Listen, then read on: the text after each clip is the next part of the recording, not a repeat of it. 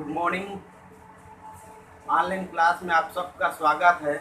हम लोग अध्ययन कर रहे हैं 12वीं इतिहास सिंधु घाटी की सभ्यता या हड़प्पा सभ्यता। आज हम लोग अध्ययन करने वाले हैं सिंधु घाटी सभ्यता की चौथी प्रमुख विशेषता, इनके राजनैतिक संगठन एवं शासन का स्वरूप। सिंधु घाटी सभ्यता के राजनीतिक संगठन के बारे में निश्चित रूप से कुछ भी कह पाना काफ़ी कठिन है, क्योंकि पुरातात्विक सोर्स या उपलब्धियों में ऐसा कोई साक्ष्य या प्रमाण नहीं मिला है कि सिंधु घाटी सभ्यता के राजनीतिक संगठन का स्वरूप किस प्रकार से था। संभवतः वो राजा, पुरोहित या व्यापारी के माध्यम से ही सिंधु घाटी सभ्यता के राजनीतिक संगठन का संचालन किया जाता था। वैसे जैसे कि हम लोग जानते हैं कांस्यकालीन सभ्यता में, कांस्यकालीन सभ्यता में प्रशासनिक इकाई,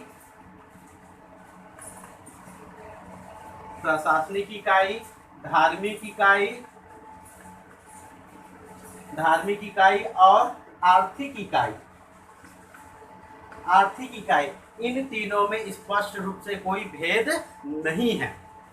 ये तीनों ही इकाई एक व्यक्ति के माध्यम से संचालित हो सकता है और 3 व्यक्तियों के माध्यम से भी संचालित हो सकता है। ये कांस्यकालीन सभ्यता क्या है? तो कांस्यकालीन सभ्यता, सिंधु घाटी की सभ्यता को कांस्यकालीन सभ्यता के नाम से भी जानते हैं। ये प्रश्न भी कभी कभी पूछ दिया जाता है कि सिंधु घाटी की सभ्यता को कांस्यकालीन सभ्यता के नाम से क्यों जाना जाता है या क्यों कहा जाता है। तो सिंधु घाटी सभ्यता के निवासी लोग दो प्रमुख धातु कौन से हैं? तांबा और रांगा, जिसको हम लोग टीन बोलते हैं। टीन, ये दो धातुओं में मिक्स करके एक नया धातु प्राप्त करने की विज्ञान या धातु कर्म की कला से परिचित थे। इन दोनों धातु में लगभग हम कह सकते हैं कि 75 to 90% तांबा में 10 to 25% रांगा या तीन मिलाने से एक नए धातु का जन्म होता है या एक नए धातु का निर्माण होता है, जिसे कांस्य या कांसा के नाम से जानते हैं। और सिंधु घाटी की सभ्यता के लोग ये धातु कर्म में, कांसा निर्माण करने में, तांबा में तीन मिला के काफी निपुण थे। अतः सिंधु घाटी की सभ्यता को कांस्य युगीन सभ्यता के नाम से भी जाना जाता है। चलिए आगे हम लोग देखते हैं। कांस्यकालीन सभ्यता में ये तीनों इकाई महत्वपूर्ण इकाई होती थी: प्रशासनिक इकाई, धार्मिक इकाई और आर्थिक इकाई। और तीनों इकाई का संचालन अलग अलग व्यक्तियों के द्वारा किया जाता था। जैसे प्रशासनिक इकाई संभवतः राजा के द्वारा किया जाता हो, धार्मिक इकाई की हम बात करें तो पुरोहित के द्वारा, और आर्थिक गतिविधियां इकाई का संचालन व्यापारियों के द्वारा। सिंधु घाटी की सभ्यता या हड़प्पा सभ्यता के राजनीतिक संगठन का स्वरूप क्या था, इस बात को लेकर विद्वानों में, इतिहासकारों में काफी मतभेद है। अलग अलग इतिहासकार इस संबंध में अपनी अलग अलग विचारधारा को रखते हैं। कुछ लोग तो ये भी कहते हैं कि सिंधु घाटी की सभ्यता में ये तीनों इकाई, प्रशासनिक, धार्मिक और आर्थिक इकाई का संचालन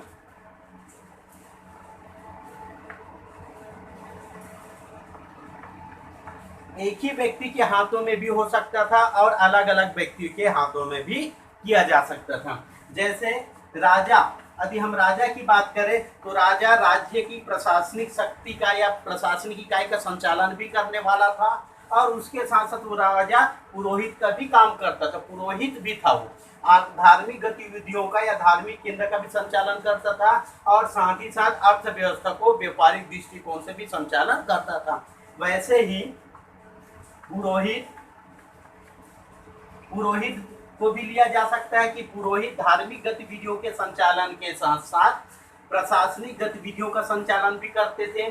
जैसे कि मेसोपोटामिया की सभ्यता में, सुमेर या अक्कद सभ्यता में पुरोहित ही राज्य का या प्रशासनिक गतिविधियों का संचालन करते थे।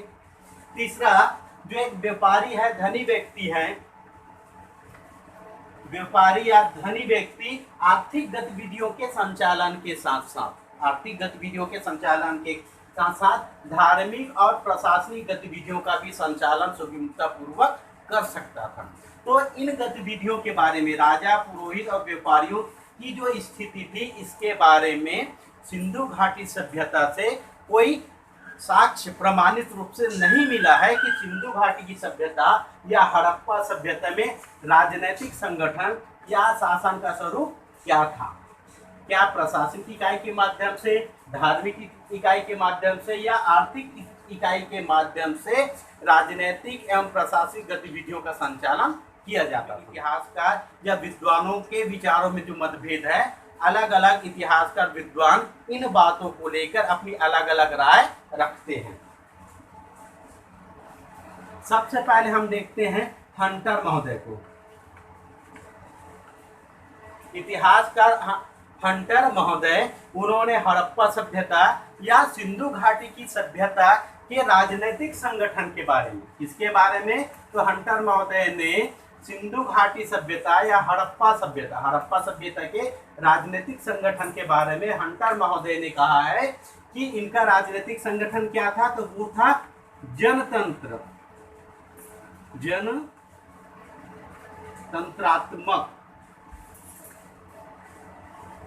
यहाँ हंटर महोदय ने सिंधु घाटी के संदर्भ में या हड़प्पा सभ्यता के राजनीतिक संगठन के बारे में कहा है कि वो क्या था, जनतंत्र था। जनता के द्वारा अपने राजा का चुनाव या चयन किया जाता था और उसके द्वारा चुने गए राजा ही उनकी प्रशासनिक गतिविधियों का निर्धारण करते थे। व्हीलर महोदय ने सिंधु घाटी की सभ्यता के राजनीतिक संगठन के बारे में व्हीलर महोदय का मत है कि हमें सिंधु घाटी सभ्यता की धार्मिक प्रवृत्तियों की प्रमुखता को स्वीकार करनी पड़ेगी, क्योंकि पुरातात्विक उपलब्धियों में जिस प्रकार से धार्मिक क्षेत्र को इंगित करने वाले साधन मिले हैं, इससे इसको नकारा नहीं जा सकता है। जिस प्रकार से मेसोपोटामिया की सभ्यता या सुमेर या अक्कद की सभ्यता में, जी हाँ, मेसोपोटामिया के सुमेर और अक्कद की सभ्यता में एक पुरोहित के द्वारा प्रशासनिक कार्यों का संचालन किया जाता था, ठीक उसी तरह भारत में भी या सिंधु घाटी की सभ्यता में भी पुरोहित के द्वारा धार्मिक कार्यों के साथ साथ प्रशासनिक कार्यों का भी संचालन किया जाता था। ऐसा कौन कह रहे हैं, तो व्हीलर महोदय ने। कौन? इतिहासकार व्हीलर महोदय का हड़प्पा सभ्यता के राजनीतिक संगठन के बारे में क्या कहना है कि जिस प्रकार से मेसोपोटामिया के सुमेर अक्कद सभ्यता के प्रशासनिक गतिविधियों का संचालन एक पुरोहित के द्वारा किया जाता था, ठीक उसी तरह हड़प्पा सभ्यता या हड़प्पा सिविलाइजेशन में भी राजनीतिक संगठन या शासन का स्वरूप क्या था, पुरोहित के माध्यम से धार्मिक गतिविधियों के संचालन करते हुए प्रशासनिक गतिविधियों का संचालन भी किया जाता था। ऐसा विचार इतिहासकार व्हीलर महोदय का है। तीसरे हम इतिहासकार के विचारों को जान लेते हैं। तीसरा विचारक है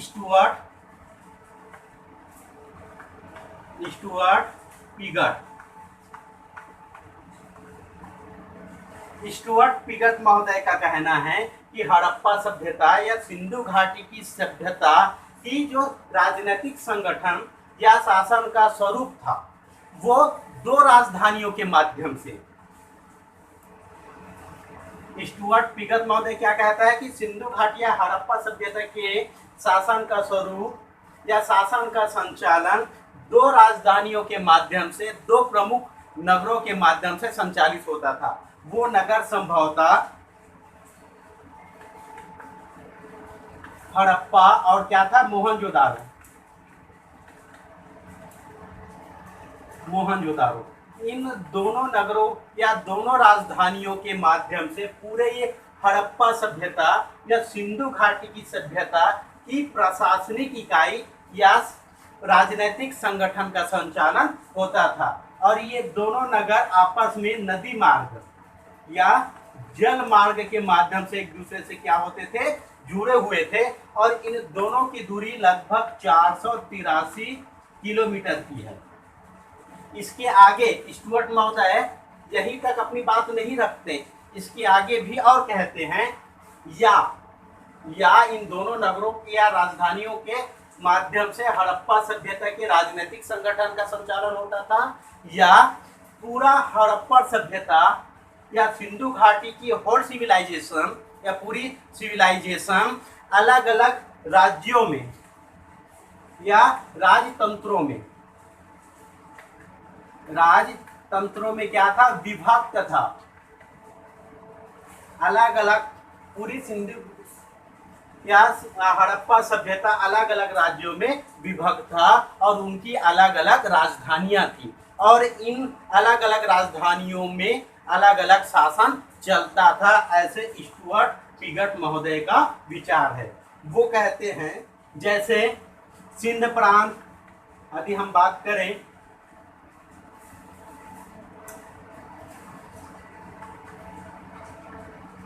हड़प्पा सभ्यता के सिंध प्रांत जिसकी राजधानी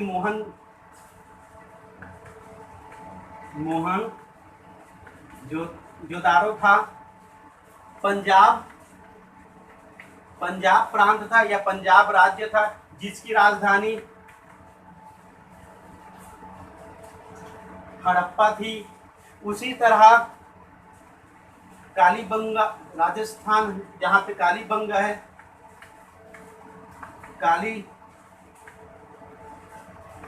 कालीबंगा राजस्थान। और इसके साथ साथ उन्होंने जैसे लोथल गुजरात है ना, तो इन अलग अलग प्रांतों के माध्यम से, अलग अलग राज्यों के माध्यम से अलग अलग स्वरूपों में क्या होता था, राजनीतिक संगठन या शासन का स्वरूप था। ऐसा हड़प्पा सभ्यता या सिंधु घाटी की सभ्यता के बारे में इतिहासकार स्टुअर्ट पिगट महोदय का विचार था। तो हमने इन तीनों विचारकों का तीनों ही इतिहासकारों का विचार देखें। पहला विचार किसके देखें, हंटर महोदय का, जिन्होंने हड़प्पा सभ्यता के राजनीतिक संगठन के स्वरूप को क्या बताया था, जनतंत्र बताया था। दूसरा देखिए व्हीलर महोदय, उन्होंने मेसोपोटामिया या सुमेर या अक्कद सभ्यता की भांति पुरोहित के द्वारा ही राज्य का संचालन किया जाता था, ऐसा उनका विचार था। तीसरा देखे हैं स्टुअर्ट पिगट महोदय का विचार देखें, जिनके अनुसार सिंधु घाटी की सभ्यता दो प्रमुख नगरों या दो प्रमुख राजधानियों के माध्यम से हड़प्पा और मोहनजोदारो के माध्यम से संचालित होता था, या पूरा हड़प्पा सभ्यता अलग अलग राज्यों में विभक्त था जिनकी अलग अलग राजधानियां हुआ करती थी और इनके माध्यम से ही राज्य का संचालन या किया जाता था, या हड़प्पा सभ्यता की राजनीतिक संगठन का स्वरूप था। बात यहीं तक ही समाप्त नहीं होती। इन तीनों इतिहासकारों के अलावा अन्य इतिहासकार या विद्वानों ने इन तीनों की ही बातों का क्या किया है, खंडन करते हुए एक नए विचारधारा की ओर अपना समर्थन दिए हैं।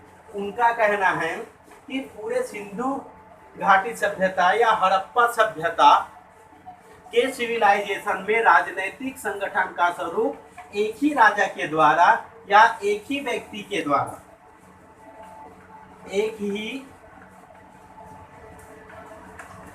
राजा या शासक के द्वारा या एक ही व्यक्ति के द्वारा संचालित होता है, क्योंकि उन्होंने अपनी बातों को प्रामाणिकता के साथ रखने का प्रयास किया है।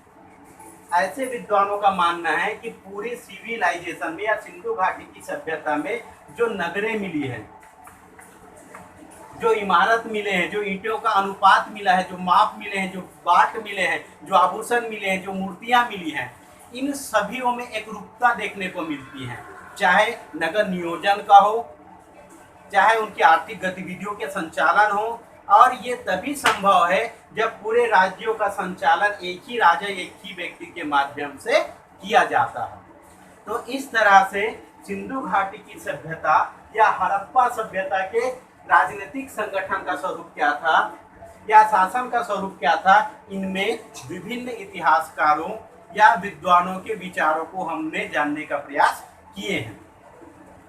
चाहे जो भी हो, सिंधु घाटी सभ्यता या हड़प्पा सभ्यता के राजनीतिक या शासन का स्वरूप जैसा भी हो, लेकिन जैसा भी हो या जिस भी व्यक्तियों के द्वारा संचालित हो, चाहे पुरोहित के द्वारा हो, चाहे व्यापारी के द्वारा हो, चाहे राजा के द्वारा हो, लेकिन निश्चित तौर पे हम ये कह सकते हैं कि इनके शासन का स्वरूप काफी मजबूती के साथ, उत्तरदायित्व के साथ संचालित किया जाता था।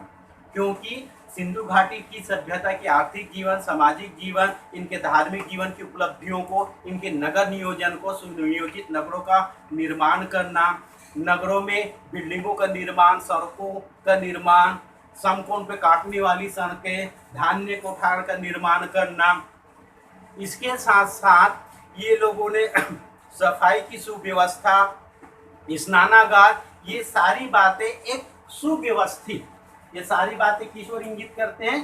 सुव्यवस्थित शासन प्रणाली की ओर इंगित करते हैं कि हड़प्पा सभ्यता का शासन जो भी हो, लेकिन उन्होंने सुव्यवस्था के साथ हड़प्पा सभ्यता की शासन प्रणाली का संचालन किए हैं। हम लोग देख रहे थे हड़प्पा सभ्यता या सिंधु घाटी सभ्यता के राजनीतिक संगठन या शासन के स्वरूप के बारे में। अगली कक्षा में हम लोग चर्चा करेंगे सिंधु घाटी सभ्यता के धार्मिक जीवन के बारे में। Thank you very much.